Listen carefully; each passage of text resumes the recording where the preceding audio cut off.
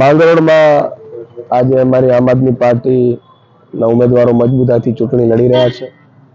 અમે 2 વોર્ડમાં અમારા ઉમેદવારો લડી રહ્યા છે, 2 થી 3 વોર્ડમાં, અને મને પૂરો વિશ્વાસ છે કે માંગરોળની જનતા છે એ આમ આદમી પાર્ટી ઉપર વિશ્વાસ મૂકશે. સ્વાભાવિક છે કે માંગરોળનો વિકાસ, માંગરોળની જનતાની આશા અપેક્ષાઓ ઉપર અમે ખરા ઉતરીએ. જ્યારે લોકોની વચ્ચે જાઉં છું, લોકોનો પણ ખૂબ રિસ્પોન્સ છે. લોકો પણ ખૂબ ઈચ્છી રહ્યા છે કે કંઈક સારું થાય માંગરોળમાં, અને અમે આશાવાદી છીએ.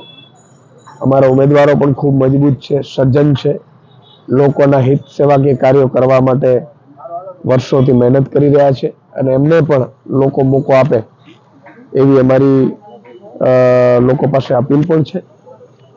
અને મને પૂરો વિશ્વાસ છે કે માંગરોળ નગરપાલિકા અમે ગઠબંધનમાં લડી રહ્યા છીએ, કોંગ્રેસ અને આમ આદમી પાર્ટી. ગઠબંધનમાં નગરપાલિકા બનશે એવો પૂરો વિશ્વાસ.